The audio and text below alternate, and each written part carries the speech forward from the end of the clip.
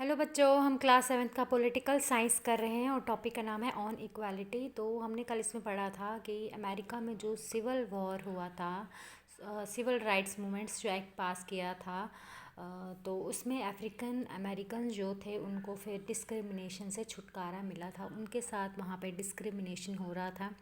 फिर ऐसा ही कुछ अफ्रीका में भी हो रहा था ब्लैक पीपल के साथ, उनके साथ भी डिस्क्रिमिनेशन हो रहा था। वाइट पीपल जो थे अफ्रीका में उनको ज़्यादा फैसिलिटीज़ दी जाई थी, अब जो ब्लैक पीपल थे उनको उतनी फैसिलिटीज़ नहीं मिल रही थी। तो ये एपार्थाइड लॉज के अकॉर्डिंग जो उनके साथ डिस्क्रिमिनेशन हो रहा था, तो फिर जो नेल्सन मंडेला जो आए थे, फिर उन्होंने ये सब एपार्थाइड लॉज जो है वो ख़त्म करवाया। उनकी वजह से फिर वहाँ पे इक्वालिटी आई थी।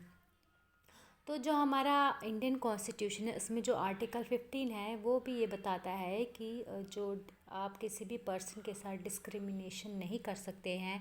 रिलीजन, रेस, कास्ट, सेक्स या प्लेस ऑफ बर्थ के बेसिस पे आप किसी भी पर्सन के साथ डिस्क्रिमिनेशन नहीं कर सकते हैं। हर पर्सन को हक है कि वो डिग्निटी के साथ रहे। किसी भी पर्सन को आप डिनाई नहीं कर सकते हैं, मतलब डिनाई नहीं कर सकते कि वो कोई भी public place, shops, restaurant, hotels या पब्लिक एंटरटेनमेंट की प्लेसेस को एक्सेस आप मतलब वो अगर एक्सेस करना चाहे तो हम उनको डिनाई नहीं कर सकते हैं।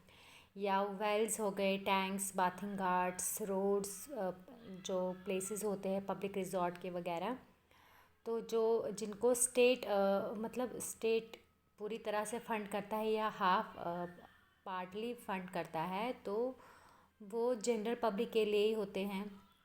तो उसमें भी हम उनको डिनाई नहीं कर सकते कि आप वहाँ मतलब वो आप यूज़ नहीं कर सकते हैं, तो हम इनको ये डिनाई नहीं कर सकते हैं।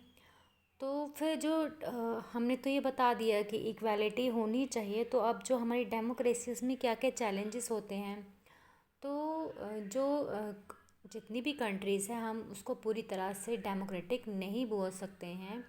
कुछ ऐसे कम्युनिटीज़ है या इंडिविजुअल्स है जो हमेशा कोशिश करते हैं जो आइडिया है डेमोक्रेसी का उसको एक्सपैंड करे और क्या करे, मतलब जो इक्वालिटी का रिकॉग्निशन है वो पुश करे उसको, मतलब बताए लोगों के कि इक्वालिटी क्या है।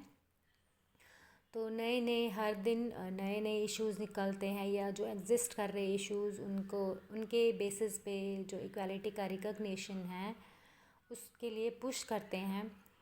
तो जो रिकॉग्निशन मतलब सब लोगों को बराबर मानना है, ये जो कंटिन्यूस स्ट्रगल चलती रहती है और जो उनकी डिग्निटी है वो भी मेंटेन करनी है लोगों की डिग्निटी। तो ये एक मतलब इसके लिए स्ट्रगल चलता ही रहता है।